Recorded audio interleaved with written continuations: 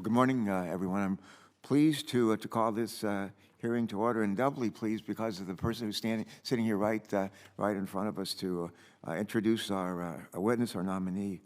And we say maybe before I give my opening statement, I'm just going to yield to Don Byer, a longtime friend. I grew up in Virginia and admired his family from afar. I always wished I could buy a car from them.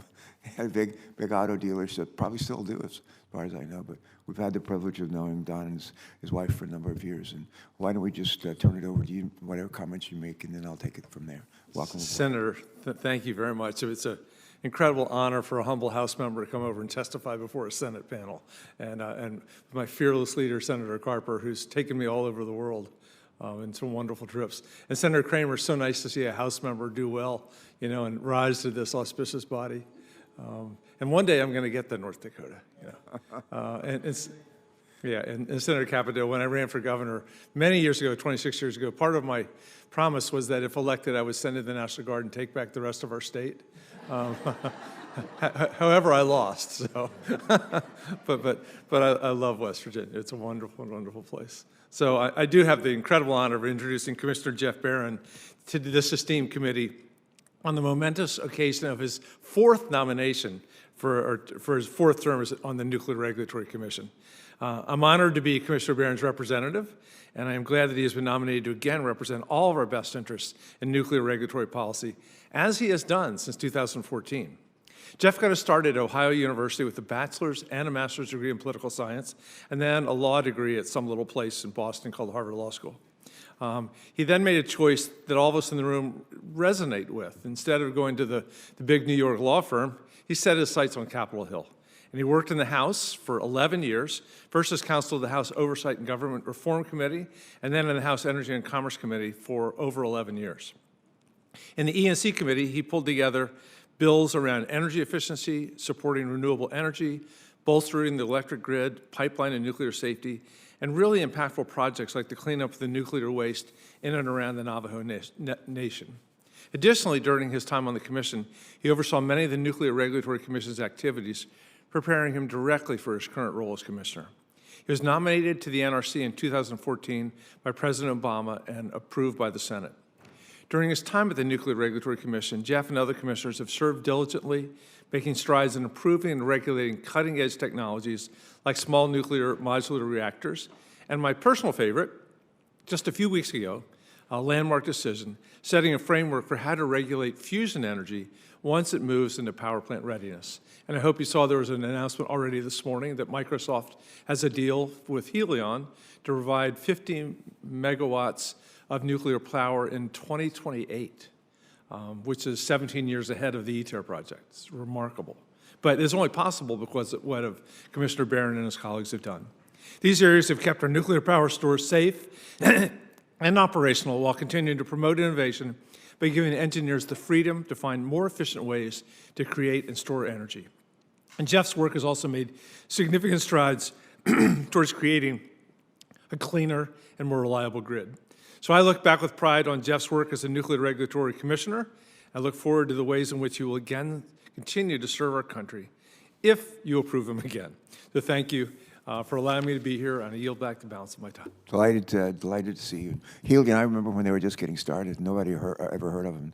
Now they're like a big deal, and it's something that you just never know. Fusion has been a long time coming, but I think it's here now. So it's exciting for us. All right, thanks. Great to see you, Don. Our best to your family. Thank you for joining us. Let me add a few words, if I can, and then turn it over to Senator Capito, and we just say a couple of words about Commissioner Baran. Do you want to just go ahead and take a seat?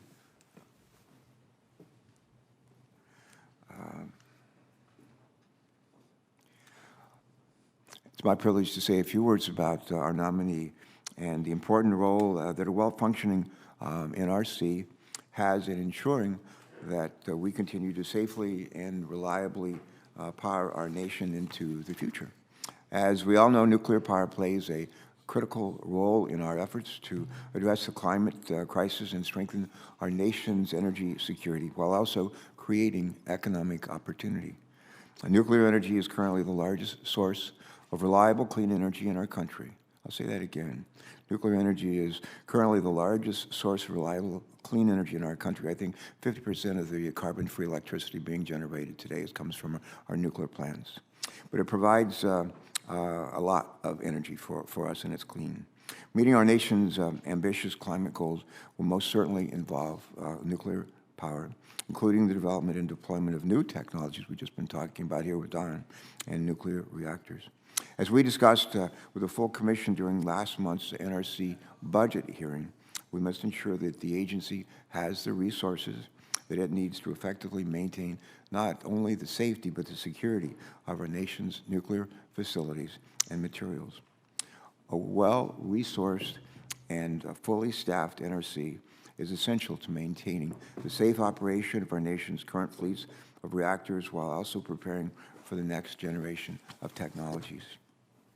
In addition to sufficient funding, the NRC must have a complete leadership team in place. A vacancy on the commission at this critical moment could delay important decisions and slow down the deployment of new nuclear reactors. At the end of June, when Commissioner Baran's current term ends, one of the 5 seats on the commission will become vacant. Fortunately, the President has nominated Commissioner Baran to serve another term on the NRC. Jeff Baran is a dedicated public servant who has served as a commissioner of the NRC since 2014. Throughout his time on the commission, the NRC has maintained its status as the world's gold standard, for nuclear regulatory agencies. This level of excellence is due in no small part to Commissioner Baran's leadership, and we're grateful for that. In his time as on the NRC, Commissioner Baran has focused on the need to serve the public and provide opportunities for engagement and input from all stakeholders, especially those in disadvantaged and underserved communities. He's brought a welcome perspective to the NRC about its role in promoting environmental justice. It's clear that Commissioner Baran also understands that the NRC's work is critical in our fight against climate change. Commissioner Baran has demonstrated this commitment to addressing climate change through the Commission's work to establish the right regulatory framework for the safe licensing and the operation of new technologies like the next generation of nuclear reactors and fusion electric systems. Before beginning his service on the NRC, Jeff worked as a staff member, as we've heard, a staff member for the House Committee on Energy and Commerce. During that time, oversight of the NRC was one of his primary areas of responsibility. In addition, he has successfully worked to coordinate between relevant federal agencies and 2 Native American tribes to clean up uranium contamination in and around the Navajo Nation. As I mentioned, maintaining a full slate of commissioners will help the NRC continue to carry out its important responsibilities, do so effectively and efficiently. That's why I hope to work with all of our members of this committee to expeditiously move Commissioner Baran through the confirmation process to ensure that the impending vacancy is filled. And with that, I'm pleased to turn it over to Senator Capito. Senator Capito. Thank you, Mr. Chairman. Thank you, Commissioner Baran, for being here with us today. Nuclear power is necessary to meet our energy and national security priorities, provide for a reliable electric grid, and achieve our environmental goals. Congress established our nation's policy on the peaceful use of nuclear technology in the Atomic Energy Act. That policy remains as important and relevant today as it was when it was enshrined into law generations ago. The Atomic Energy Act states that the use of nuclear energy shall be directed to make the maximum contribution to the common defense and security, improve the general welfare, and increase the standard of living. To help achieve those goals, Congress provided the fundamental nuclear regulatory standard called the Reasonable Assurance of Adequate Protection. This reasonable assurance standard guides how the Nuclear Regulatory Commission asserts its authority to regulate the civilian use of radioactive materials. It provides the guideposts by which the NRC meets the agency's mission to improve the general welfare and protect public health and environment. This morning we'll examine how Commissioner Baran's record aligns with those dual pillars, the nation's long-established nuclear energy policy goals and the regulatory standards under which those goals are met. This is Commissioner Baran's 3rd nomination hearing before this committee to serve on the NRC. As I have reviewed his record from his long tenure as a commissioner, I see a regulatory philosophy of an unjustifiably increasing regulatory burdens and reducing regulatory predictability and adding costs. This policy approach of stifling innovation and squeezing the industry is unacceptable at the best of times, but it is especially unacceptable at a time of transition in the nuclear fleet, which we've talked a lot about in this committee. Increased demand for reliable and zero-emission sources of baseload energy, electric generation, and cutthroat international competition in the sector. I'm concerned that this cumulative record, Commissioner Baran's votes and the policy he has supported may not align with what Congress expects and the nation needs and deserves with respect to nuclear power. I look forward to hearing his response to the questions about past decisions. Continuing down a path that would seem to follow from that past record will unnecessarily limit the deployment of safe nuclear energy and threaten America's security and economic competitiveness. Congress has consistently provided significant support with strong bipartisan majorities to keep operating our nuclear power plants online while developing and deploying modern, advanced nuclear technologies. New policies recently approved by Congress are in place to incentivize today's nuclear power plants to increase power output and pursue license extensions. Policies are also set to facilitate the major private capital investments necessary to license, construct, and operate our new reactors. The success of these policies will depend on how they are implemented in the next 5 years, the same time frame as the term for which Commissioner Baran is nominated. I'm concerned his past record shows that when multiple regulatory options exist, Commissioner Baran has consistently supported the more burdensome pathway and deviated from the reasonable assurance standard. He has voted to overturn previous commission decisions with no new information to justify such a relook. In vote after vote, Commissioner Baran took positions that support the ratcheting up of regulations and, by extension, compliance costs to no useful end. This record, if continued, will severely curtail the outlook for nuclear energy in our future, cede international markets to Russia and China, and limit the Commission's ability to deliver upon the vision set out by Congress at the dawn of the nuclear age. I will have some questions for the Commissioner on how he plans the correct course on these matters to reestablish America's leadership in nuclear energy, and I yield back. Chair. Thanks, Senator Capito. Commissioner Baran, delighted to see you again. Thank you for your service. Thank you for willingness to serve further, and you're recognized for your opening statement. Thank you. Chairman Carper, Ranking Member Capito, and members of the committee, thank you for the opportunity to appear before you today. I am honored to have been nominated to continue my service on the Nuclear Regulatory Commission for another term. Thank you, Congressman Beyer, for taking the time to introduce me. I appreciate it. I've been reflecting on the changes in the nuclear energy landscape since I joined the Commission in 2014. A lot has changed. We have seen major shifts in NRC's workload, budget, staff size, hiring, and overall outlook for the future. When I arrived on the Commission, these factors were all on a downward slope. Our workload was shrinking, our staff and budget were shrinking. We had the Project AIM effort to reduce costs, narrowly avoided layoffs, and essentially had a hiring freeze. Nuclear power plants were shutting down. Back then, there was little talk of new construction beyond Vogtle. There was some interest in small modular reactors, but almost no real discussion of advanced non-light water reactors. Today, we are in a very different situation. Policymakers and the public are increasingly focused on climate change and on energy security. The urgency and scale of the climate challenge will have led to a growing consensus that meeting ambitious climate goals will involve nuclear power, including new reactors. The bipartisan infrastructure legislation and the Inflation Reduction Act make large investments to drive this expansion, including through the Clean Electricity Production Tax Credit and funding for a domestic high-assay, low-enriched uranium supply chain. Few, if any, nuclear power plants are expected to close anytime soon, with more potential applications for advanced reactors, small modular reactors, subsequent license renewal, new fuel designs, power uprates, and risk-informed programs expected. NRC's overall workload is increasing. We are hiring again, and our budget requests are stabilizing or even growing a bit to allow us to do this new work. The outlook for nuclear has markedly changed, and it is an exciting time to be doing our important work.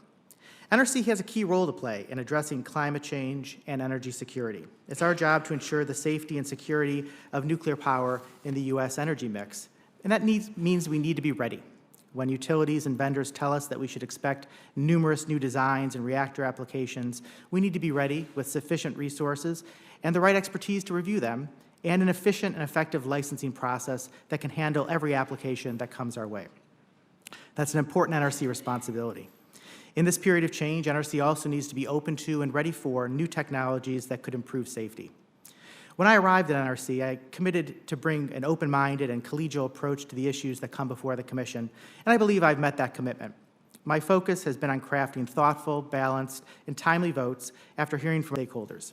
I value the relationships I have formed with my Commission colleagues, the NRC staff, licensees, unions, states, tribes, and public interest organizations, and have benefited greatly from their ideas and input. My frequent visits to nuclear power plants and other NRC-regulated facilities not only give me an opportunity to view equipment and technologies firsthand, they also give me the chance to hear directly from NRC's resident inspectors, as well as the workers and managers at the sites about their priorities and concerns. If confirmed, I look forward to maintaining my open-door approach. Several key initiatives are underway at NRC, and I'm eager to see them through to their conclusion. If I am confirmed for another term, I will continue to focus on these efforts, including establishing the framework for advanced reactors and small modular reactors, standing up the framework for fusion, and finalizing the decommissioning rulemaking and source security rulemaking. I also want to see the agency make real progress on our environmental justice efforts. Ensuring that the agency has the talented and engaged workforce to succeed is another top priority for me. I'm happy to discuss these or any other issues of interest to members of the committee in greater detail today or in the future. Prior to my service on the Commission, I had the privilege of working for Congress for more than a decade. I have a deep respect for the importance and value of congressional oversight. If confirmed, I will continue to do everything I can to ensure that the committee has the information it needs to meet its oversight responsibilities. Thank you, and I look forward to your questions. Thank you, and thank you again for joining us today. Senator Capito and I have agreed to one round of 5-minute questions with additional rounds at the discretion of yours truly.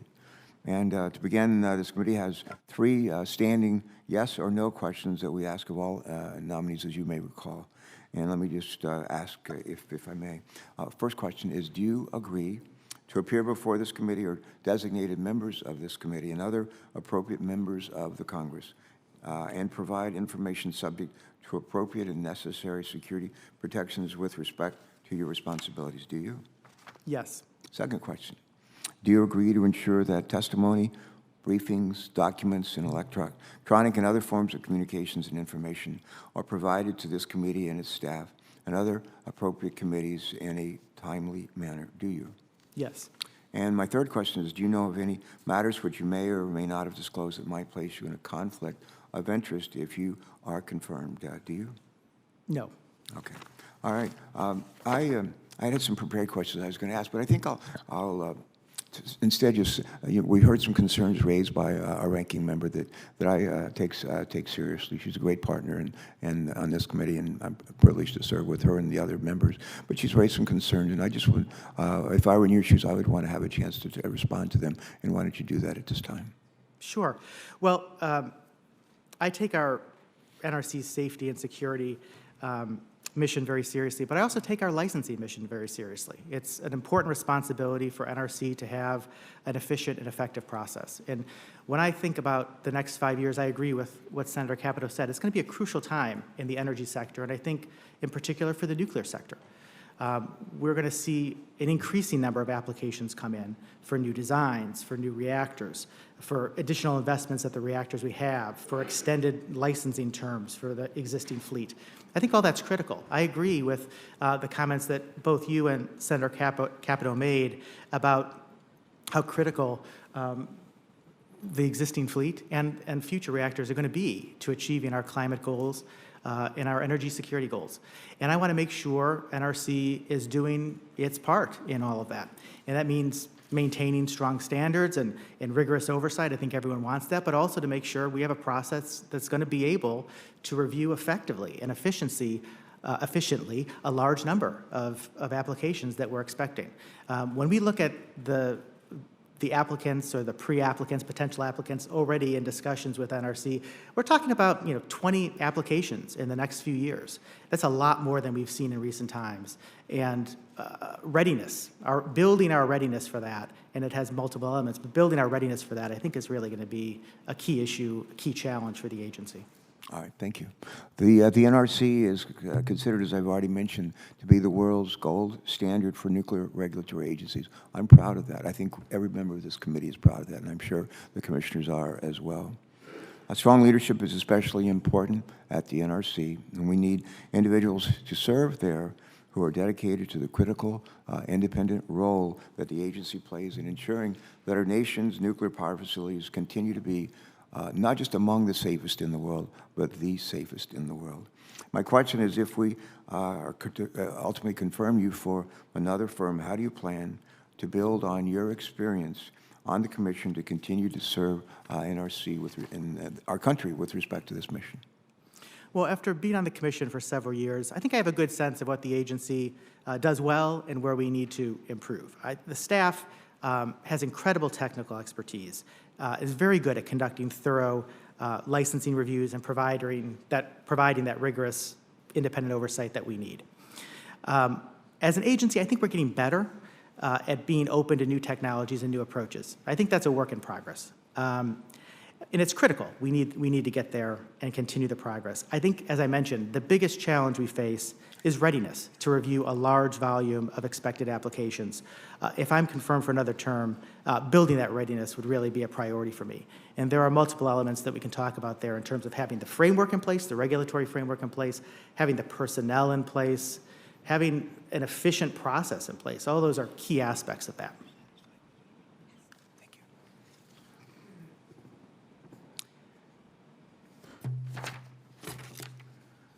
As the United States and other countries around the world work to combat climate change and reduce greenhouse gas emissions, interest is growing in maintaining operating reactors and deploying new nuclear reactors that can help us meet our clean energy goals. Technology developers are designing new reactors and fuels that are safer, more efficient, and less expensive to build. These new designs must ultimately be reviewed and approved by the NRC before deployment. Would you please take a moment to share your thoughts on the ADVANCE Act with us, something that important legislation led by Senator Capito, myself, Senator Bozeman, but are there provisions in the bill that you think are particularly helpful in the NRC's work? Yeah, I think it's a very good bill with a number of valuable provisions. Easing the corporate support constraints would help the agency a lot, particularly with IT and physical space renovations, which saves money down the road. The additional hiring flexibilities would help us tackle our tough hiring challenge so that we have the right expertise in place to review the new applications we're getting. Modernizing the foreign ownership control and domination restrictions are an important step too. Those are back from the original Atomic Energy Act in the 50s. And the new provision, I think, is valuable because it recognizes that there's now a global nuclear market that wasn't in existence 60, 70 years ago. The provision on citing new facilities at brownfield sites, I think, is very good, and the fusion provision, I think, is very helpful, too. I could go on, but I think it's a very good bill. Yeah.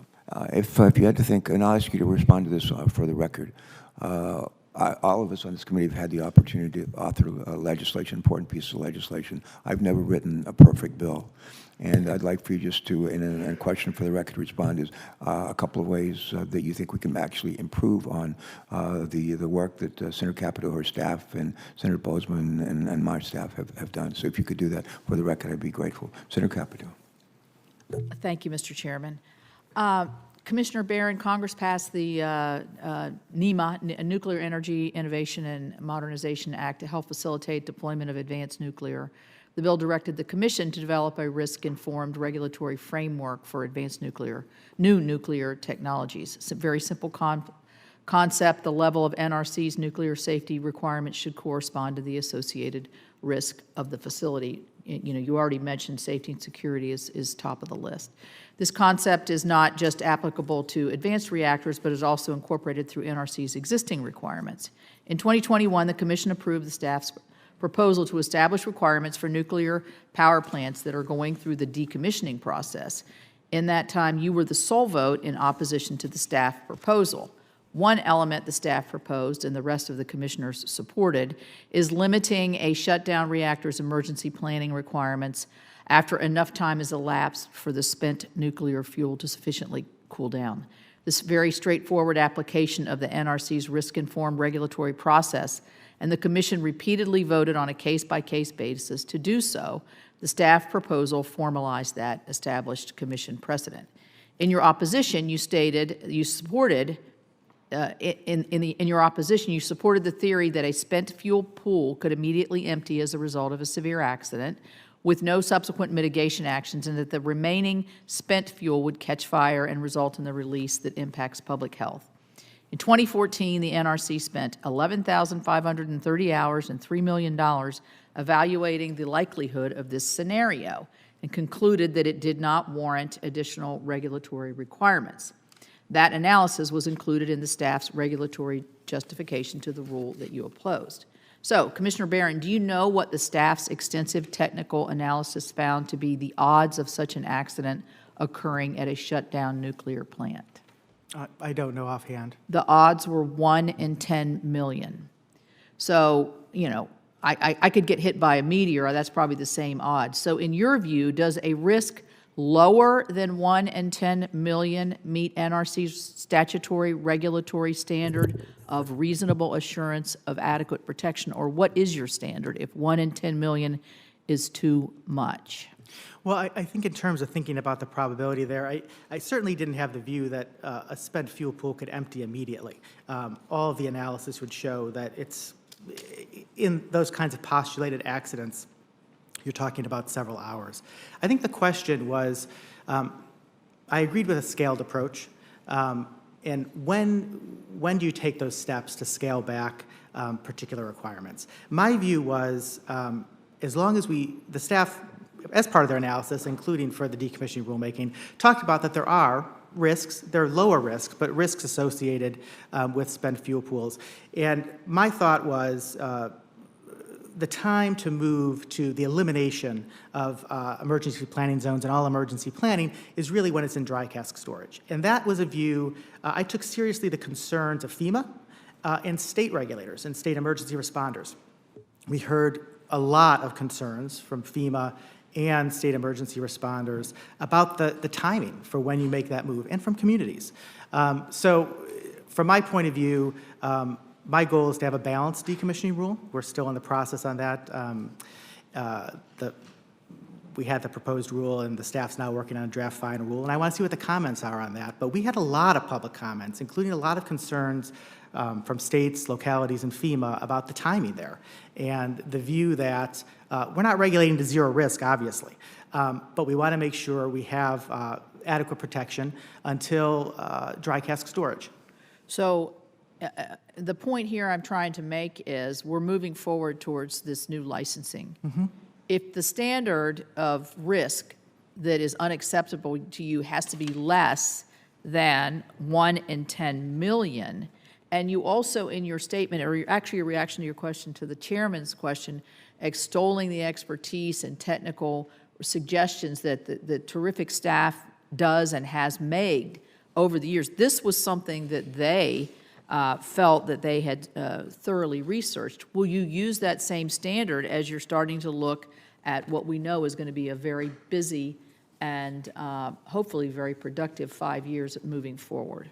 Yeah, when I think about small modular reactors, advanced reactors, I don't think anyone's talking about a kind of 1 in 10 million standard for risk. And maybe I'll just So you'd take use a second. different standard? Well, right. We have a rulemaking right now that is focused on emergency planning for small modular reactors. And we're now at a draft final rule stage before the commission. My view is we need a graded approach, right? As you have new technologies that are safer, you're not going to have a 10-mile EPZ in everything we do now. It's going to be scalable based on the risk associated with the reactor and the safety features of the reactor. So you may have some with 5 miles. You may have some with 2 miles. The hardest issue is when you're talking about basically no dedicated off-site radiological emergency planning, effectively no EPZ, site boundary. There may be a number of reactors that are going to be able to make the safety case for that. and I think that's reasonable. When I look at all the comments we got on the draft proposed rule, I'm comfortable going there, but I think it's important that there be a sign-off. If you're going all the way down to site boundary, to make sure that FEMA's comfortable with it and the local emergency planners and response organizations are comfortable that that is going to work for that particular site. But I agree with you. We need a graded approach, and although the votes aren't out yet on that, that's what my vote on that rulemaking says. Thank you. Thanks, Senator Capito. Senator Kramer, you're welcome. Thank- You're welcome to proceed. Thank you, Mr. Chairman, and Senator Capito for having this important hearing on this important nomination. I'm just going to build off a little bit of what Senator Capito was asking you about. I'm still not really sure what your standard is. When she quoted the 1974 the Atomic Energy Act, she quoted the reasonable assurance of adequate protection. And I'm not really sure where you are in that. You're waiting for a new rulemaking, and yet there's a long, as you said, things are getting safer, not less. So I want to go back to your voting record. I sort of take from your opening statement the fact that things are moving better than they have been since you've been on the commission, all of that, and I don't want to oversimplify your words, but your voting record, you've been the sole dissenter, not just in the one that Shelley was talking about, but a number of times, including against a development of a more generic EIS that could help speed up some of this. Not even about speeding it up, it's about streamlining, keeping it safe, but streamlining, recognizing that in these smaller reactors, you maybe can have a little more generic process. I think brought up the emergency planning requirements rule, right? Your sole vote against updating the NRC's guidance to provide increasing flexibility. I think flexibility, getting back to the local community and other things, flexibility is really, really important. I'm just concerned that you're the one impediment on the NRC, not the one that's truly an advocate for advancing safely, advancing this important technology to meet the climate and energy security goals that you spoke about in your opening statement. Can you just respond a little bit to that? Is that a justified concern by me? Well, I appreciate your concern. I've been on the commission a while now, and I've been on a lot of issues in the minority and a lot of issues in the majority. I prefer when my view prevails, but that's life on a commission. Sometimes you're on the dissenting side, and sometimes not. Let me just take one of those because I think it's really an important issue, which is generic environmental impact statement for advanced reactors. I think that's an important one. I was skeptical of that when that proposal was made.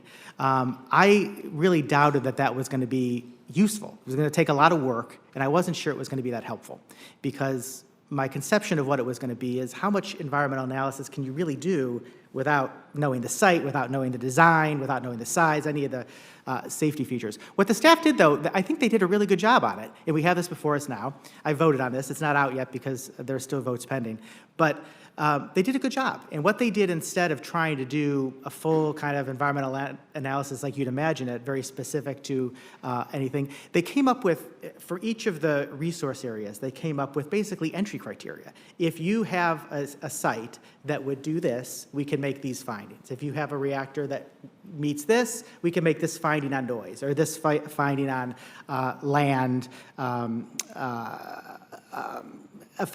effects, or aquatic. And so I support finalizing that. I think it's a good product. I was really pleasantly surprised at what the staff came up with. And I do think it will be useful because it's going to narrow, if used well, and hopefully it will work, narrow the issues that need to be resolved for each individual reactor application that comes in. And so I think that's heading in the right direction. And maybe I was overly skeptical about that to begin with, because I think it's a good product the staff has put together. It sounds like a good process, a good direction, because we need to do things quicker. I mean, we really do, to have that type of security that you talked about, and to meet the climate goals that several of you share. I may have to wait for another round to get to everything I want to talk about, but you've been such a strong advocate for environmental justice, to the point of advocating for maybe having an advisory committee right in the NRC that on the topic. You've commended a couple times. In fact, I have the transcripts of your last two speeches before the regulatory conference where you lauded the White House's Office on Environmental Justice. And I'm just worried that as a regulator, having been one for 10 years, an elected one, albeit, but an all-the-above energy state like North Dakota, doing resource planning that included nuclear from Minnesota as well as clean coal from North Dakota and natural gas, wind, solar, you name it, we did it all.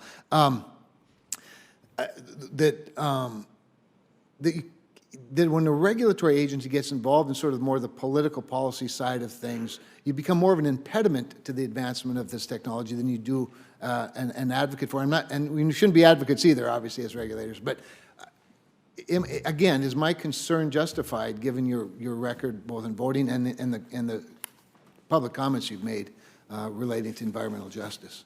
Well, I definitely don't see pursuing environmental justice as an impediment to the existing fleet or to new reactors. I really see it as something that's going to benefit all stakeholders. And so the staff, I'll just briefly give maybe 10 seconds on the process the staff followed. They, over several months, did a kind of big review of NRC's policies and procedures and activities. They talked to a ton of stakeholders. They got public comments. They did written comments. They did public meetings and all kinds of outreach.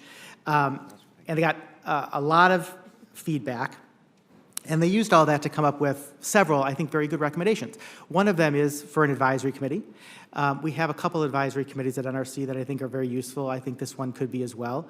But I don't think, kind of going back to the Atomic Energy Act, we don't have, under the Atomic Energy Act, the latitude to consider environmental justice as a licensing factor, right? I don't think anyone's contemplating that. That wouldn't work under our statutory authority. What we're focused on are the processes we have, the ways we interact with the public.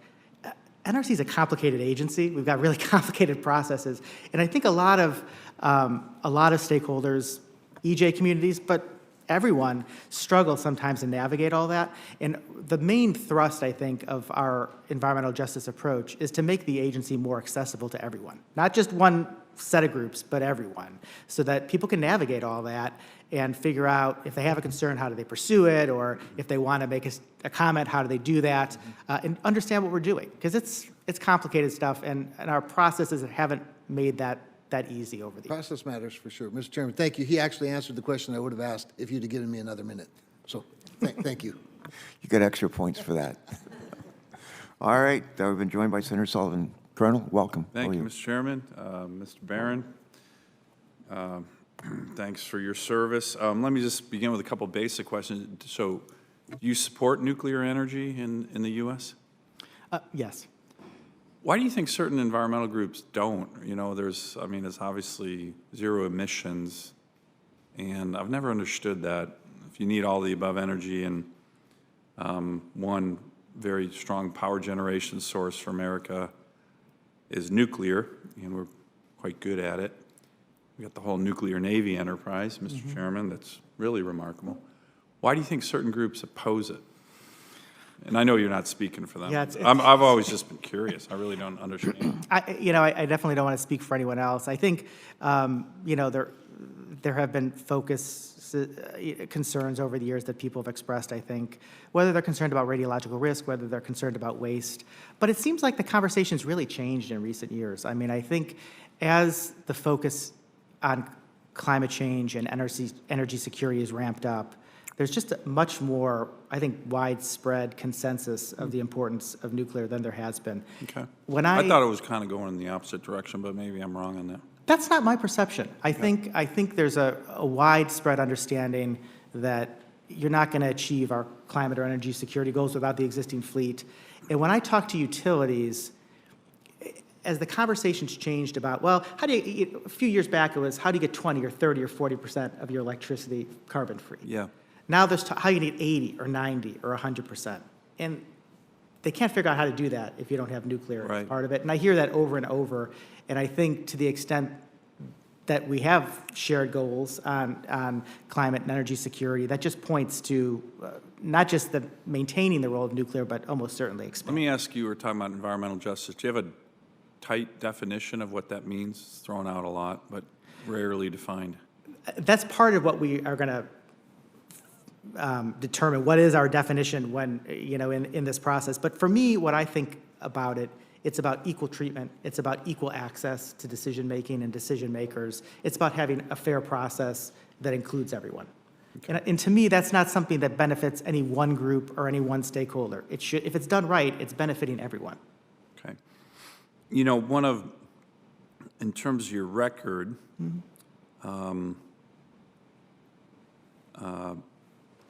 you were the sole vote against updating the NRC's guidance for siting smaller and safe to advanced nuclear reactor technologies.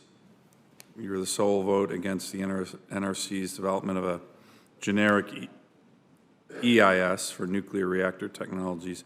You were the sole vote against the NRC staff proposal to scale emergency planning requirements for smaller, safer, advanced nuclear reactor technologies. We're looking at small-scale microreactors in Alaska, but your record seems to be the one outlier on this important technology. Is that a misstatement, or I'm just giving you a chance to defend your record? Sure. Well, and I'm proud of my record. I think I cast good votes over the years. But just to take a couple of those examples, on the generic environmental impact statement, that was really at the conceptual stage. Now that we have a draft in front of us, I think that's a good draft. I think we should go forward with that, and I think we'll get some real benefit there. As I mentioned earlier, so conceptually... you would change your vote, you think, on that then? Well, I think we're in a different space in the process. Okay. And as I look at what the staff did, I think it's going to be useful. So I'll support issuing that. Excuse me. And when we were talking about emergency planning, that was at the proposed rule stage. We're now moving on to the final rule stage. I'm going to support that rule. I think we do need graded emergency planning. I'd like to see a few changes in it. But I think conceptually it's the right way to go. And I think that is going to be an important piece of the puzzle for the regulatory framework that we have in place. On citing, so let me ask. Oh, go ahead. Oh, go ahead. You hit the citing one, then I have one more question for you. Yeah, I was just going to briefly say, on citing, no one's been, at least in any of the decisions to date, contemplating changing the regulatory requirement. The question is just, do we need to update the guidance? There's a lot of flexibility in the guidance as is to do a lot of the projects, like the ones you're talking about, at military bases, at villages, at former fossil generation sites. I didn't think we needed to do it. I do think we have to be thoughtful. It's going to depend in part on the safety, obviously, of a particular design. But siting and emergency planning, they have traditionally been really key concepts for defense in depth, right? You try to have some distance from population centers, and you want to have adequate emergency planning. It's a tough balance to strike on that. It's well, tricky, let me ask my final question, which Sure. kind of relates to that. So we've had this nuclear regulatory framework for decades that the Commission has implemented. It was built upon large-scale nuclear power plants and large-scale nuclear power generation. You have an entire new approach with these microreactors, which pose much less safety risks. Don't you think then that the regulatory permitting regime should reflect that and not be essentially using what we've been using the last 40 years for a very different approach that might need a different regulatory approach as well? I agree with that.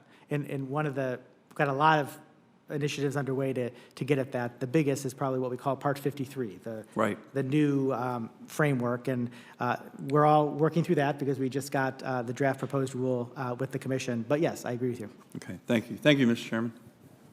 Thank you, Senator Sullivan. We've been joined by Senator Cardin, and welcome. Please proceed. Thank you, Mr. Chairman. Mr. Baran, welcome. Thank you for your commitment to public service. We appreciate it. The NRC is very special to those of us in Maryland, since you're headquartered in our state. We're very proud of the workforce and the mission that you carry out. However, there's been some really disturbing trends that I want to talk about in regards to the workforce. The attrition rate is well above the average for federal agencies, 9.6%. The 1/3 of your workforce are eligible for retirement, which is an older workforce. The expertise is absolutely essential for you to be able to carry out your mission. The experience is very important. Perhaps the most disturbing fact is that the OPM's rating on best places to work, NRC has dropped to 21st out of 27th. That's not good. And if you use the rating system in 2010, it was 81.8. It's dropped to 66.3. So tell me how you plan to, first, do you acknowledge this is a serious issue, and how do you plan to address the morale issue, as well as having a competent workforce in order to meet the challenges that you've heard us in an evolving area where expertise is going to be critically important to our future? Yeah, I absolutely agree. We have to focus on the morale of NRC's terrific workforce. My sense is that a significant cause of that decline in job satisfaction had to do with our reentry from maximum telework in November 2021. We ended up being really one of the first agencies to go back to the office, and there were a lot of concerns among our employees about doing that. They ended up heading into the office long before their colleagues at other agencies, right? And there was no real compelling explanation for why they were there, but folks at other federal agencies weren't. And I think it eroded some of the staff's trust in senior leaders. And the desire of many NRC employees to have significant telework flexibilities is a major issue today, and I think continues to be a source of friction within the agency. I think if I'm from a how do we fix this point of view, I think striking the right balance on telework flexibilities is going to be crucial. I think it is maybe by far and away, in my mind, the biggest issue for the staff right now on morale issues. How do you strike that right balance? We all agree that the synergy of having staff working together is critically important for the development of staff and for the mission. And we do recognize that as a result of COVID and people doing telework, they found it much more convenient and in many cases much more efficient in regards to their individual responsibilities. And of course, it allowed them to be able to not have to deal with the morning commutes and afternoon commutes. So how do you find that right balance? Yeah, it isn't easy, and the agency is spending a lot of time on that right now. On the one hand, as you've pointed out, we have a major hiring and staffing challenge. And to the extent that we have a lot of employees currently or potential applicants who are interested in a lot of telework, we want to be able to retain those folks. We want to be able to compete for those new employees. And so we're going to need to have significant telework flexibilities. Without that, I think our staffing numbers fall, our attrition grows. I think we have a hard time hiring the couple hundred people a year we need to hire just to break even with that attrition.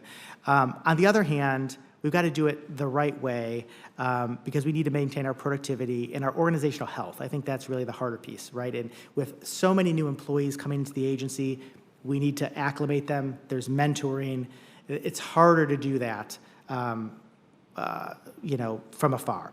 And we want to make sure meetings with applicants, with stakeholders, those are in-person days, right? So the senior managers and the staff are really focused on how do we make sure that the time employees are in the office is valuable in office time. They're doing things they couldn't do easily from home. And we have some additional OMB guidance the staff's working through. We got to come up with what are the metrics, how do we make this work, what are the approaches we have to make sure that we strike a good balance in terms of just the number of days people are at work versus home. But then when they're in the office, we don't want them just sitting in their cubicle all day on a Teams meeting like they would be at home, because then they're going to be frustrated and feel like, why am I here? We want them to have the kind of collaborative experiences that are going to make that worthwhile. And my advice to you is to make sure it's in collaboration with the workers and their representatives. Their input becomes critically important, so they're part of the team in making that decision. I have one last question dealing with direct hire authority as to how critically important that is for you to retain or get the top expert staff. I know there's some legislation here that expands that authority, but how critical is direct hire authority in you carrying out your mission? Yeah, when I talk to our Chief Human Capital Officer, it's definitely one of the tools. I think we're leaning ever more heavily on interns and co-ops, right? Getting people, while they're still in school, to intern or co-op, and then you can do direct hires right out of that. And that's great, not only because it's, it speeds up the hiring process, but you have folks you already know and who already know the agency, and you have a high degree of confidence. You're bringing someone in who's going to be very good and a good fit. And so an ever larger number of the folks we have hired each year are coming from internships and co-ops and programs of that kind. Thank you. I've served here with Ben for, about 20 years or so. And what we've done is we use the intern program as, it's almost like in baseball, like the farm system. Single A, double A, triple A, and then finally the major leagues. This is the majors, but they are part of our farm system. And we rarely make a mistake when we use that system. Thank you. Okay, we've been joined by Senator Ricketts. Welcome. Good to see you. Thanks. Great. Thank you, Chairman Carper. Mr. Baran, thank you very much for joining us. The Nuclear Regulatory Commission is important to Nebraska. We've got our Cooper Nuclear Station, which is an 835-megawatt facility, generates enough power for 385,000 homes. So a very important part of the overall energy mix for our state. And then, of course, you're overseeing the decommissioning of the Fort Calhoun Station that was closed down a while ago. I think you said yourself that one of your main targets during your time on the commission has been a strong focus on environmental justice. Do you agree that nuclear energy is the most reliable clean energy source we can produce with the current technology that is capable of providing that consistent base load? Yes, I think that's right. I mean, maybe hydro as well, but yes. Okay, very good. Do you agree that nuclear energy is critical to ensuring that we have that reliability in our country for the grid? That is what I hear from grid operators and utilities, yes. Do you agree that a diverse grid mix allows for more consistent and affordable energy prices? I'm not really knowledgeable about that piece. We don't do the economic regulation part, but I think that's true, yes. So would you say that, just in general, that diverse power sources or diverse grid mix is an important part of an overall energy strategy? Is that fair? Yeah, that is what I hear from utilities. Okay, great. And do you agree that a great way to support our underserved, especially in rural communities, is allowing affordable and reliable energy? So anybody who's low income, low reliable energy is a good thing, right? So talk to me about the permitting process. And my understanding is that the permitting process has taken longer, that the permitting for renewables is actually taking longer than the initials. Can you talk to me about how you think about the permitting process and what we can do to be able to improve that? Because nuclear, I think, is going to be an important part of our energy mix going forward, and again, especially if we're going to be reducing the amount of carbon we're putting in the environment, an important part. Talk to me how you feel about permitting. Yeah, no, I completely agree that NRC needs to have an efficient and effective licensing process that can handle all the applications that come our way, and it may be a significant number in the next few years. Right now, the staff and the agency are taking a number of steps to improve the efficiency of the process. One is we've moved to core teams, right? So in the past, we saw you'd have staff turnover on the teams reviewing an application. Now we've moved to a core team model where you keep the same staff on, you're not constantly kind of re-educating folks on the application of the status. That's been, I think, an effective tool. The staff's going to continue to use that. One of the things that often slowed things down in the past were formal requests for information, kind of written questions that would go to the applicant, and it would often take weeks, months to get responses back. There might be more questions, and it could get extended. And so the staff, I think there's always going to be a role for some written requests for information, but they're focused much more now on kind of in-person checks, going out, visiting the applicant. Show me your probabilistic risk assessment, or show me the issues that they want to focus on. And that's, I think, going to add some efficiencies to the process. Pre-application engagement, we're seeing it becoming more and more substantive, resolving, even before the application comes in, getting alignment on some key technical issues. That's very valuable. We saw some of the applicants do that, and it shrinks the amount of time pretty appreciably that the staff then thinks the review will take when the application does come in. One of the issues I think we've had over the years is the hard issues don't get resolved right away. Sometimes they sit there. And there's an increased focus among managers and supervisors to make sure we're elevating and resolving those issues, right? We don't want to let something linger. Spot the issues early. Figure out what are going to be the hardest aspects of an application. Figure that out early. Focus on it. Elevate those. Resolve them, and so they don't become something that lingers later on.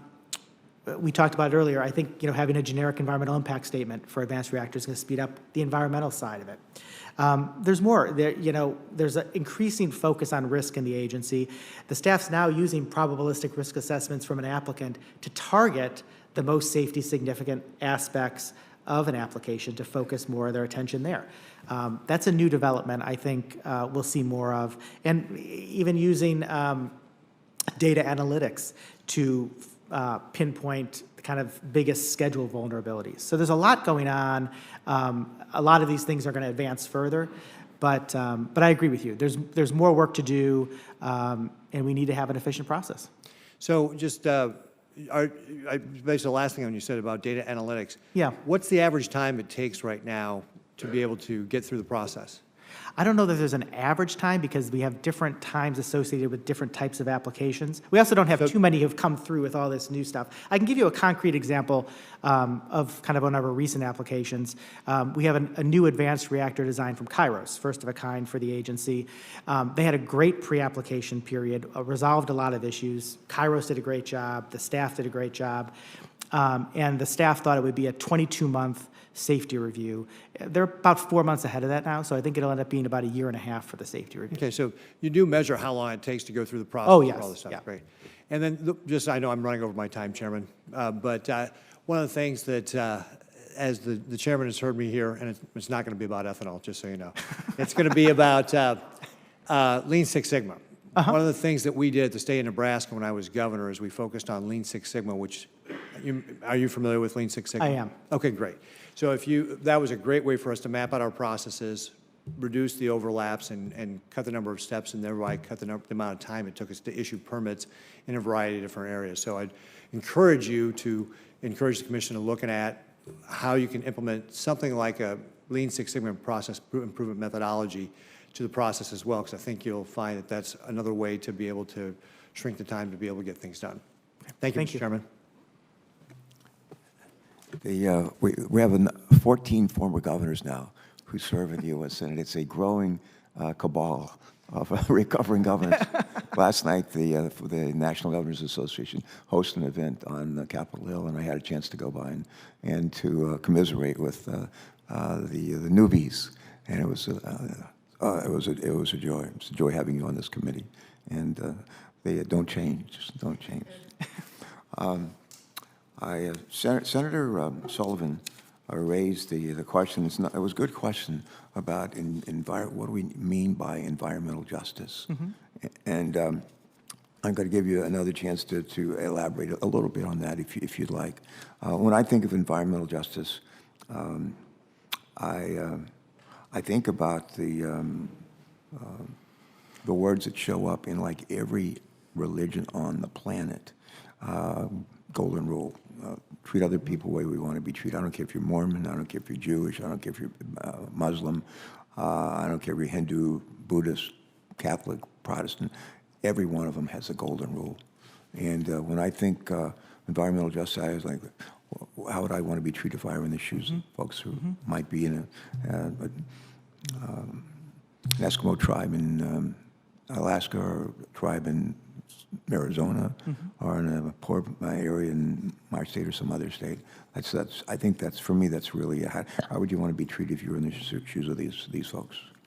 The other thing what came to mind was in terms of environmental justice, the quote. And I asked myself, I said, who actually said these words? And the quote is, "People don't care how much you know until they know how much you care." And I was thinking it was, I forget, Maya Angelou or somebody like that. It wasn't. It was Teddy Roosevelt. Teddy Roosevelt, of all people, I think that's really, those words, especially coming from an environmentalist like him, and a guy who was a Rough Rider, it's actually pretty powerful words, and probably good ones for us to keep in mind.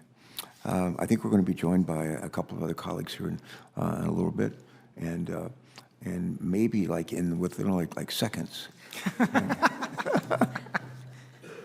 And as soon as you walked in the room, my staff handed me this note, and it has one word on it, Lummus. And we're going to let you get your seat, take your seat, and settle in. And we're always happy when you can join us. And you're recognized for your questions, comments. Thank you, Mr. Chairman. Thank you. I appreciate your wonderful attitude as chairman of this committee. You are just a quality chairman. Good morning, Mr. Well, he is Baran. recognized for as much as so, Good morning, Mr. Baran. Happy to see you again. As Russia's invasion of Ukraine clearly laid bare, energy security is tied to national security. America currently imports about 20% of our nuclear fuel from Russia and produces just a fraction of the uranium necessary to fuel our nuclear power plants. The Atomic Energy Act established our nation's nuclear energy policy as one that should provide for the common defense and security of our country. That should directly apply to uranium production. Commissioner Baran, your record appears to contradict that policy. For example, you support imposing costly and unjustified new requirements on uranium in situ recovery facilities, the primary manner in which uranium is currently safely produced in my home state of Wyoming. Do you agree that NRC's mission and its activities should be executed in a way that provides for our common defense and security? Yes. Do you believe that increasing America's uranium production will support our energy security? Yeah, I think with Russia's invasion of Ukraine, there's obviously a lot of interest in finding alternatives to Russian uranium. Thank you.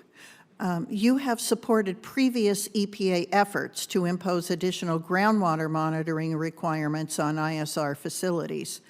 The NRC raised substantive and jurisdictional concerns with EPA's proposals. The previous administration's EPA withdrew the rule and signed a memorandum of understanding with NRC in 2020 to clarify jurisdictional interests between the two agencies on their respective roles and responsibilities. Do you consider NRC's position, as agreed to in its MOU with EPA, a settled issue and one that you will stand by going forward? Yeah, I don't see the MOU going anywhere with EPA. Obviously, EPA would have a say in that as well. I guess my approach on, I don't think the Commission's ever taken a position on the EPA, the former EPA rule. I don't recall ever doing that. But in my mind, NRC does not have specific standards right now for in situ uranium recovery. And we obviously need to get to that point, right? We're doing it right now via basically license conditions, right? It's working, it provides some predictability, but when I talk to applicants and licensees, they want to see greater predictability and they want to see a rulemaking that addresses all that. And I think we've got to get there. I think the key consideration, or a key consideration I have in mind there, is I would like to see us work together with EPA on that, because we each have a regulatory role. If we were to go forward with a rule and then EPA were to come out with something that's inconsistent, we would have to redo our rule, which I think would be really silly. In kind of my ideal world, there would be a joint NRC EPA process. We wouldn't be at odds with each other. We'd be working under the MOU, and we'd be hearing stakeholder views on what should a rule look like, and make sure we have all they've been controversial issues. Make sure we have the producers, we have the states, the tribes, the environmental organizations, hear from everyone, but work together so that we are actually, in the end, providing some predictability rather than some sense of, well, this agency thinks this, what does the other agency think? I think that was one of the pitfalls from when this was done several years back, or attempted to be done several years back. And we do hear in our states concerns by business about future predictability, just knowing what is going to be the rule. so people can be prepared to follow it. Commissioner Baran, I'm extremely excited about the TerraPower reactor being built in my home state, and it's about to submit its license application to the NRC. However, my understanding is that both the NRC and the Department of Energy have to perform separate environmental reviews related to this project because it's being done through the Advanced Reactor Demonstration Program. On its face, this seems duplicative and a waste of both private and public funding.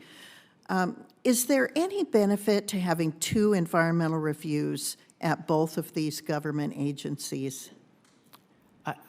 I haven't focused on that issue, but it doesn't sound like it makes a lot of sense to me. I think I'd like to see better coordination than that. I don't know why we would do two EISs for the same project. Yeah, we might reach out to you and have a discussion about that later. Obviously, we don't want this thing to drag on until after we're all deceased. And I mean, it's really would be nice to have that TerraPower reactor up and running.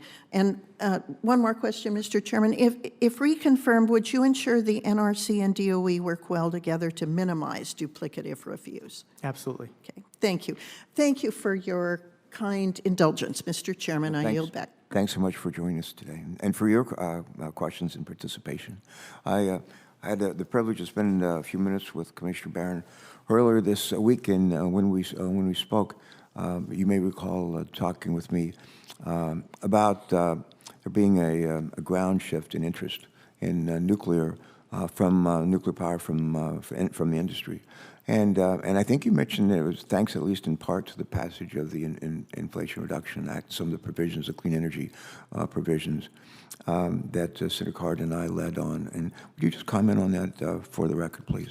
Yeah, I think the price signals that the legislation sent had a pretty much immediate impact. I mean, when I would meet with utilities, it really changed the way they were thinking about investments. And so there was a certain amount of interest in subsequent license renewal going from 60 to 80 years operation. That really ramped up. I mean, now almost every plant is contemplating it. We hadn't seen a lot of power uprates, in other words, kind of modifications to the plant to get more power out of them, existing plants. And now we have a whole slew of potential power uprates that are expected in the next several years, in addition just to more new reactor applications, I think. So it had a significant and, from my vantage point, almost instantaneous effect on how the industry was thinking about long-term investments.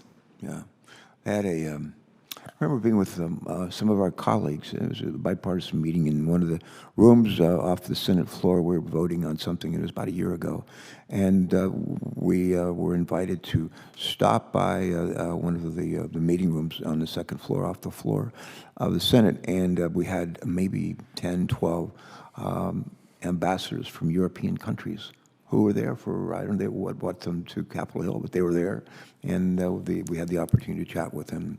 I remember asking at the time if the German ambassador, I said, we have close to 100 nuclear power plants in this country, and some of them getting pretty old. And we have a decision to make to whether try to extend their lives or go ahead and shut them down. And this was right after it became clear that the Germans, having walked away from nuclear energy, were now fully dependent on the Russians for natural gas. And I said to the ambassador from Germany, do you have any advice for us? And he said, don't shut them down. Don't shut them down. Another question, if I could, would you take a minute or two and describe for us how to work to maintain or increase public confidence and transparency in the NRC's decision-making and regulatory process?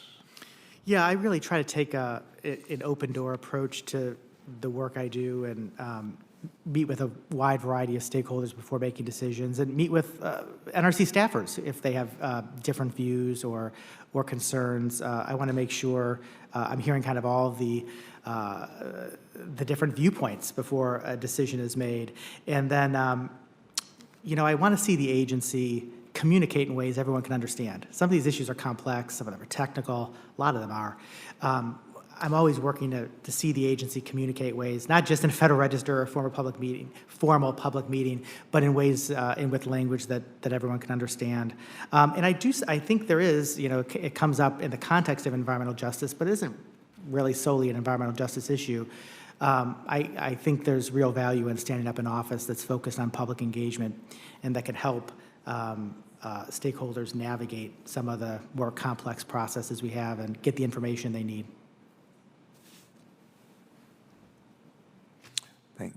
Thank you. I'm going to yield to my two colleagues. Would either of you like to ask another question or two? I'm happy to recognize you if you wish. I understand Senator Mullen may be trying to join us, so we'll give him a few more minutes. Yeah, I just want to, if I could, just follow up on the comments made about the upgrading of the nuclear facilities. What steps do you see the commission taking to be able to help facilitate facilities, plants that are looking to do the upgrading, and how long will that take?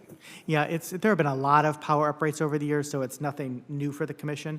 The applicant would seek a license amendment, and depending on how significant the modification, it could be really straightforward or a little bit more complex. But we're already trying to get a good sense from applicants, when are they going to come in, make sure we're budgeted, and have the folks ready to review those. I mean, when I think about readiness for all these applications we're talking about, new reactors, extended terms, power uprates, I want to make sure we can handle the full volume. It's going to be a larger volume than we're used to seeing in recent years and decades. And I don't want to see us in a situation where people are queuing up, where we're triaging. I want to make sure we have the capacity, both the framework, the regulatory framework, the personnel, and the efficient processes to do them all as they come in. We need to meet that demand from my point of view. I think that's an important responsibility that we have. Okay, great. I've co-sponsored the Advance Act, which members of the committee have worked out very hard to draft. One of the provisions included would reduce regulatory costs for the licensing of advanced nuclear reactor technologies. As states like Nebraska conduct initial reviews regarding what advanced nuclear technology looks like, and my state have passed some bills to actually encourage that investment in our state. What are specific actions you would be willing to commit to working with this body and our states to ensure the expeditious implementation of these provisions? Well, obviously, anything that Congress passed, we would implement, and we treat NEMA and the other legislation that's been passed in recent years very seriously. So whatever ends up coming through the process, we will plan for and we'll make it happen. We're going to implement it. So, are you familiar with the Advance Act and what the goal is there?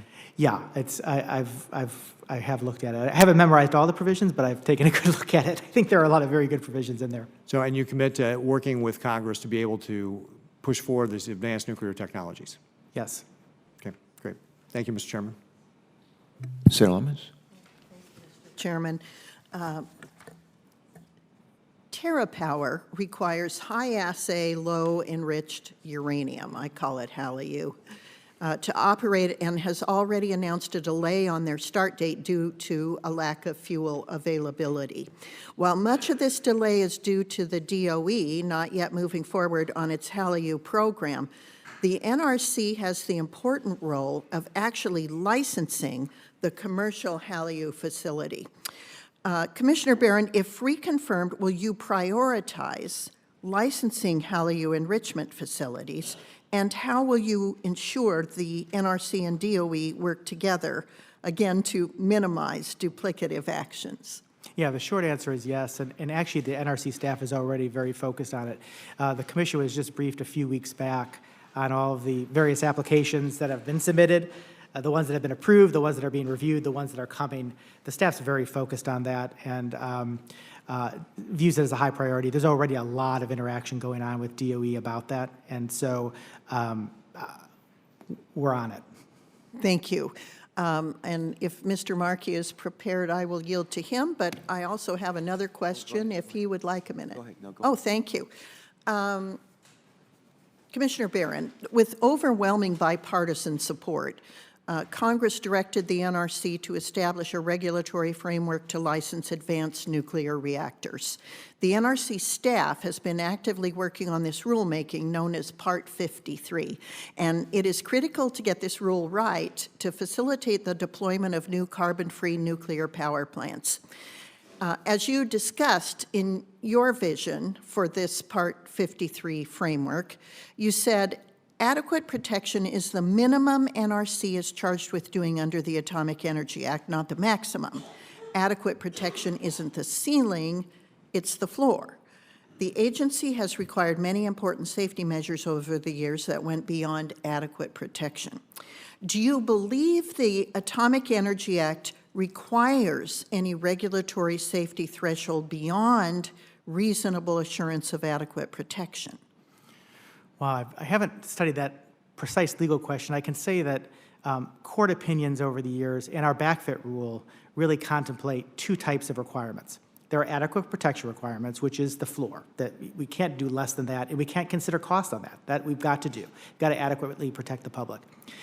Under our backfit rule, we also have what are called cost-justified substantial safety enhancements, right? So these are, if you could get a lot of improved safety off something and it passes cost-benefit, that's also something the NRC has required over the years. The point I was making there, and I don't think it's really a controversial point, some of our most important rules have been the latter kind of rule. Not everything we've done has been necessary for adequate protection. I'll give you just one quick example, which is the maintenance rule. I mean, you talk to anyone in industry, in the agency, the maintenance rule, one of the most significant things the agency ever did. It was not an adequate protection rulemaking.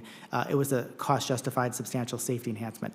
And so I'm not envisioning that Part 53 requires more than what we have in the existing regulations, but you're going to require the same level of safety. To require the same level of safety, you will have things like the maintenance rule that are beyond adequate protection. Can you describe some of those issues that are part of the Part 53 proposal that go beyond adequate protection? Well, I mean, I think anything that tried to track the existing regulation in terms of the level of safety, where the requirement was not an adequate protection requirement, would be carried over in Part 53. For example, they do have provisions on maintenance. And so we're all digging into this now, and the Commission's had it for a few weeks now. We're all digesting it, going through it. There are several issues that are coming up that we're hearing from a lot of stakeholders, right? It's a performance-based rule, so what's the performance standard? There's a lot of disagreement about that. Should you use the quantitative health objectives that were from the 80s as the performance standard? There's a question of how should we treat what's called ALARA, as low as reasonably achievable doses. That's traditionally been a policy and has some elements in rule, but should that be a design principle or an operating principle? It's a key issue. There's a new concept that the staff came up with and included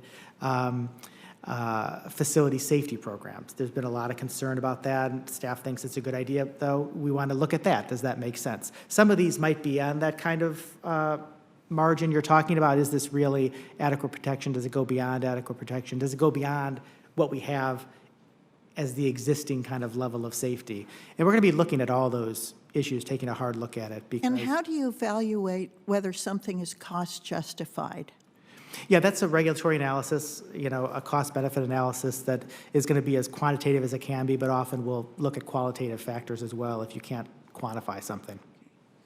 Thank you, Sure. Commissioner Baran, and thank you, Mr. Chairman. You bet. Thank you so much for being here, for your questions very much. Senator Markey. Thank you, Mr. Chairman. I appreciate it. And, Yeah, we have something, Commissioner. We have something that once a year we have a spouses dinner, and those of us who have spouses are invited to bring them to Washington if they don't live here, and we have dinner together. People around the country think we never. We're always fighting with one another, and we never have a good word to say about folks on the other side of the aisle. I wish they could have seen last night. It was just, Eddie and I sat at the same table with Democrats and Republicans alike, and it was just a real source of joy. Yeah. The proud president has a lot of sayings. I've heard most of them. One of them is, all politics is personal, all diplomacy is personal, and I was reminded of that last night. Senator Markey. And it was a great night, really a great night. So, Commissioner Baran, since 2014, you have been a strong addition to the Nuclear Regulatory Commission, and I have always appreciated your and your staff's willingness to speak to me about questions and concerns I've had about the Nuclear Regulatory Commission proceedings, particularly those surrounding the decommissioning rule, the reactor oversight process, and the operations of the Pilgrim and Seabrook nuclear power plants. Your breadth of knowledge on the issues you work on and your passion for supporting NRC resident inspectors and plant workers are truly admirable. As the longest-serving commissioner currently on the Nuclear Regulatory Commission, you have significant institutional knowledge and a strong understanding of the inner workings of the commission. You've worked on a wide variety of issues, including recent rulemakings regarding advanced nuclear reactors, fusion, and decommissioning.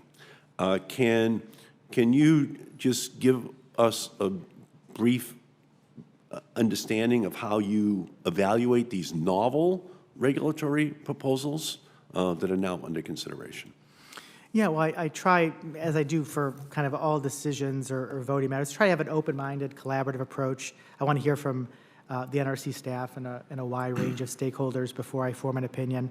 I also want to hear what my colleagues think about it. I mean, there are 5 of us, and everyone brings their own views and perspectives. But in the end, my goal is to have a balanced, thoughtful approach to the tough issues. Thank you. And during your time as a commissioner, you've also experienced what it's like to serve on both a full commission and one with vacancies on it. If your nomination is not confirmed before your term expires at the end of the next month, the commission would again have a vacancy and would not be operating at full capacity. Can you share your perspective on the importance of having a full commission? Sure. I've been on the commission when we had 3 commissioners, 4 commissioners, 5 commissioners, a couple times almost 2, which is really to be avoided. Based on my experience, I'd say a full commission, 5 is ideal. There's a reason why Congress set 5, and it's because you have a good number of people with different perspectives and views, and you hash things out, and it's a good process and a good way to make decisions. When I think about this particular time, it's really an important time for the nuclear sector and for the agency, where these next few years, we need an active NRC that's going to do a lot of things and make a lot of decisions. We need the advanced reactor framework in place, the small modular reactor framework, the fusion framework, decommissioning. There's so much that needs to be done that a complete commission will really help make that happen. And I agree with you 100%.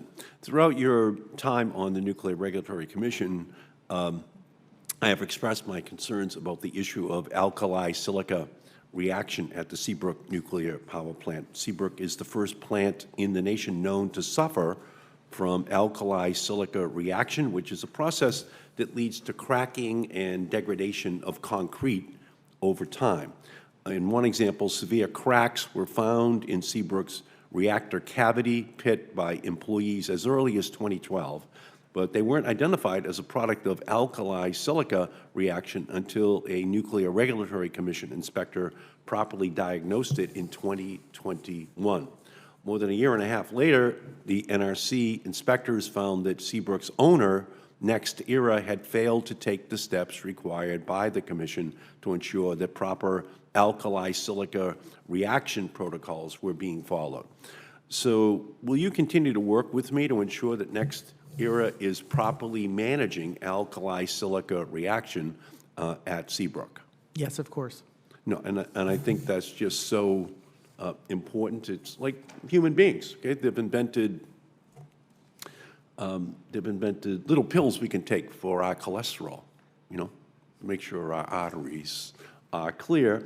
And most of us try to take those little pills, you know, that kind of a big difference from a preceding generation. Well, the same thing happens to older nuclear power plants.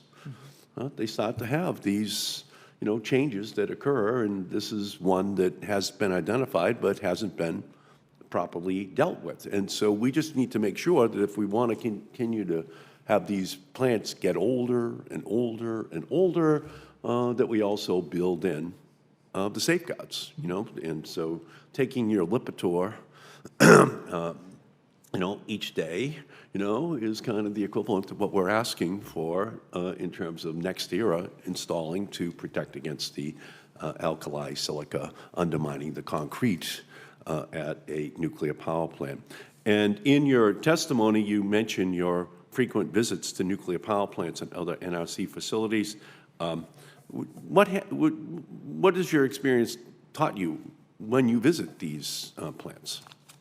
Yeah, I've been to probably about 40 operating nuclear power plants, including Seabrook, during my time on the commission. I get a lot out of those visits. Obviously, you get to see the equipment and the technology firsthand, and that's valuable. But I think really the more important thing is the opportunity to talk to the people. I get to talk with our resident inspectors. I get to talk with the licensee managers and workers there, operators, get to talk to the local union, and I get to hear about their priorities, their concerns. There's nothing like talking to people face to face to get a sense of how things are going at a plant. Thank you. Thank you, Mr. Chairman, very much. Sir Markey, thanks so much for joining us. Let me just ask if there might be a question you haven't been asked, you wish you had been, but you'd like to answer it anyway. What they have not been asked you'd like to answer? Well, I guess when you asked Christine Svinicki this question a few years back, she went, and she had also been a long-serving commissioner and then chairman, and she took the opportunity to talk about why was she interested in another term. And I'm really excited about these next 5 years. They're just going to be a critical 5 years for the energy sector, for the nuclear sector, for our focus on energy security and climate. I want to be a part of that. I want to see and participate and contribute on the advanced reactor framework and small modular reactors and fusion. There's a big announcement today on fusion. I mean, the first power purchase agreement for the late 2020s on fusion. Amazing. And so there's a lot of exciting things happening. I want to be around for that. I want to make progress on environmental justice and complete some of these important rulemakings that we have going. Some of them take longer than they really should, and I'm looking forward to seeing them through to the end. So it's my colleague David Wright recently has been talking about this and how important it is this period of time, and he's basically said, you know, he just know where he'd rather be right now than at NRC on the commission, and I feel the same way. It's I'm excited to work with my 4 colleagues to meet the moment. Good. When we had the full commission here before us a couple of weeks ago, I had ironically I go home most nights to Delaware, and I drive to the train station, jump on a train, but I always listen to music.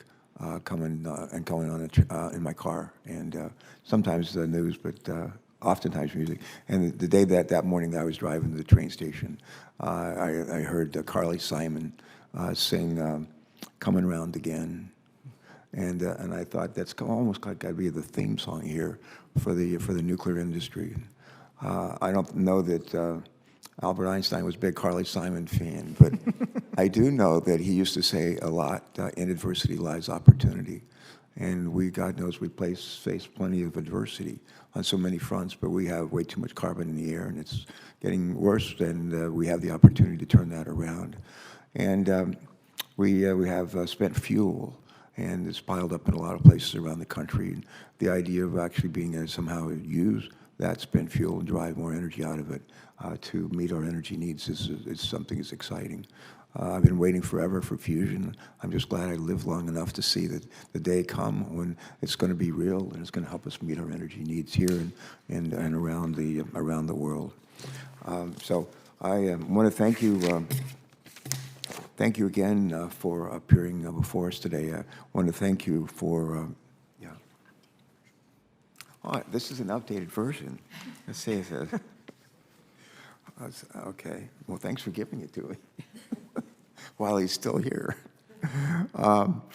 Before we adjourn, some housekeeping. I'd like to ask unanimous consent to submit into the record a variety of materials relating to today's hearing, including a letter of support from the International Brotherhood of Electrical Workers, also known as the IBEW. And the last thing that I would mention is in terms of questions for the record, as you know, we give our colleagues the opportunity to submit those, and they have until Wednesday, May 17th, to do that, and we would ask that you reply to those questions for the record by May 24th. And nice to be with you again. Our thanks to our members who came and stayed and on this important hearing. We're going to grasp the opportunity that we have before us. So I think it's important that we do that. We need a strong commission. We need wonderful and dedicated people working at the NRC. And I remember the time when the NRC was the most sought-after place to work in federal government for year after year after year. And I look forward to the day not that far in the future when it is again. It is again. With that, this hearing is adjourned. Thanks, everyone.